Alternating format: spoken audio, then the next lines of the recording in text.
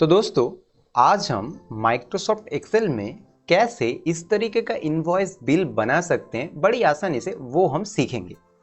उसके लिए पहले तो हम ऐसे ब्लैंक वर्कशीट ओपन कर लेंगे और जैसे जैसे मैं करता हूँ इस स्टेप को अगर आप फॉलो करोगे तो आप बहुत ईजिली इनवॉइस बिल बना सकते हो। जैसे कि सबसे पहले हम वर्कशीट को ओपन करने के बाद पूरे वर्कशीट को एक बार सिलेक्ट करेंगे, कंट्रोल ए से भी कर सकते हो, यहाँ पे क्लिक करके भी सिलेक्ट कर लेंगे और उसका साइज पूरे वर्कशीट का हम साइज इंक्रीज करके 14 पे रख देंगे। और उसके बाद हम ऐसे 6 कलम को सिलेक्ट करेंगे, मतलब F तक का कलम सिलेक्ट करेंगे और नीचे से 3 रो को सिलेक्ट करेंगे और यहाँ पे मर्ज इन सेंटर पे क्लिक करेंगे। मर्ज इन सेंटर पे क्लिक करने के बाद कुछ इस तरीके से मर्ज हो जाएगा हमारे सारे सेल और यहाँ पे हम अपने एंटरप्राइज का या कंपनी का डिटेल डाल सकते हैं। जैसे यहाँ पे हम हमने डाल देंगे, इस तरीके से हम अपना डिटेल डाल सकते हैं एंटरप्राइज का, या फिर जैसे मैंने अपने एंटरप्राइज नाम से बनाए हैं तो आप किसी भी एंटरप्राइज का बनाओ तो ऐसे डिटेल डाल सकते हैं और फिर हम सेल को थोड़ा सा ऐसे मैनेज कर सकते हैं। उसको हम बाद में करते हैं, पहले सारे पूरे फॉर्मेट को रेडी कर लें। जैसे वाला पार्ट कंप्लीट होने के बाद ही हम क्या करेंगे, उसके नीचे जो हमारे पास रो है उसको पूरा ऐसे करके सिलेक्ट कर लेंगे और उसको मर्ज इन सेंटर करके क्लिक कर देंगे। मतलब ऐसे पूरे सारे सेल को एक ही बार में मर्ज कर लेंगे और यहाँ पे लिखेंगे इनवॉइस लिख देंगे। और उसके बाद हम क्या करेंगे, नीचे जो सारे सेल है ऐसे करके 2 कलम और नीचे से 2 रो को ऐसे करके सिलेक्ट करेंगे और मर्ज एंड सेंटर के पास ही आप देखोगे एक ड्रॉप डाउन लिस्ट का एरो है, उस पर हम क्लिक करेंगे तो यहाँ पे लिखा हुआ है मर्ज अक्रॉस, ऐसे करके एक ऑप्शन है, इस पर हम क्लिक करेंगे। फिर ऐसे ही हम जो बाद वाले जो और सेल है उसको ऐसे 2-2 करके सिलेक्ट करेंगे और मर्ज अक्रॉस पे क्लिक करेंगे। उसके बाद में भी वैसे ही करेंगे, मर्ज एंड अक्रॉस पे क्लिक करेंगे, तो ऐसे हो गया। यहाँ पे हम पहले वाले जो हमारे पास सेल है उस पे हम लिखेंगे कस्टमर नेम और उसके ठीक नीचे ही हम लिखेंगे इनवॉइस डेट। इस ऐसे करके हम सेल को ऐसे मैनेज भी कर सकते हैं अपने हिसाब से। और उसके बाद ही सेल में लिखेंगे कस्टमर नेम, जिस सेल पे लिखा हुआ है उसके आगे वाले सेल पे हम कस्टमर का नेम डाल देंगे। जैसे मैं एग्जांपल के लिए लिख देता हूँ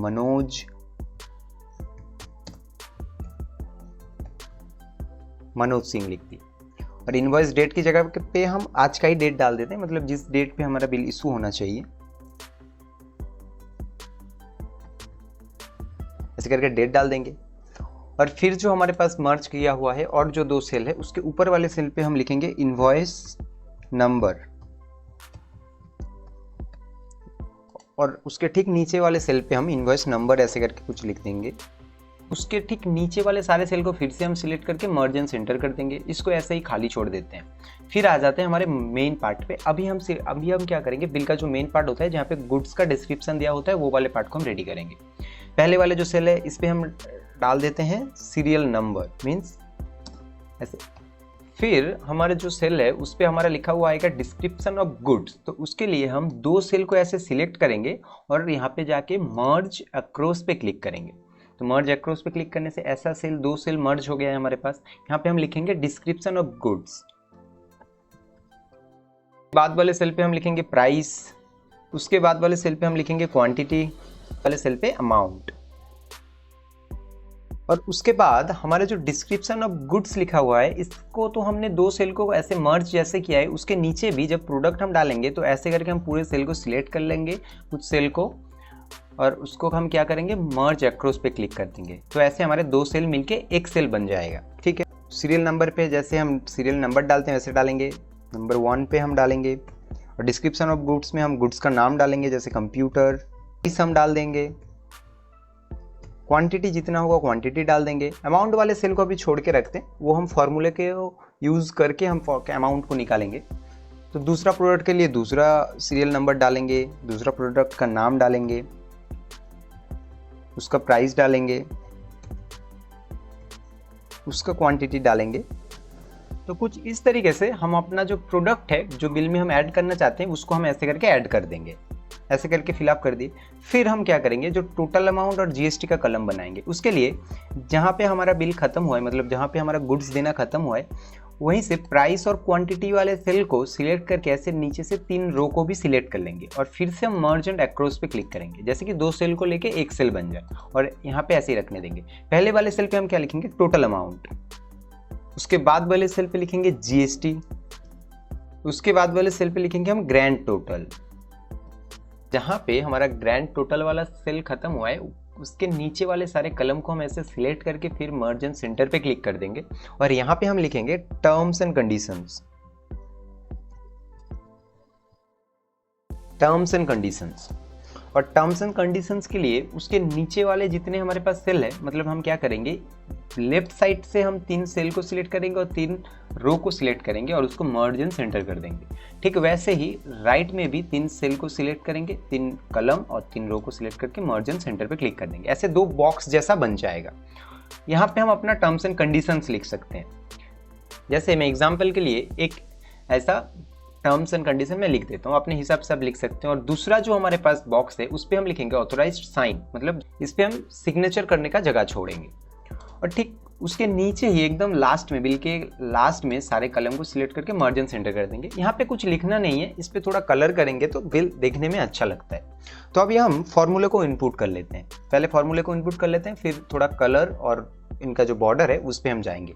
जैसे कि अमाउंट के लिए, टोटल अमाउंट के लिए हमें क्या करना है, मतलब हर एक प्रोडक्ट के लिए तो हम उसको बड़ा ही सिंपल है, प्राइस के साथ क्वांटिटी को मल्टीप्लाई करना है। तो प्राइस वाले सेल को सिलेक्ट करना है, मल्टीपल साइन देना है और क्वांटिटी वाले सेल को सिलेक्ट करके एंटर प्रेस करना है।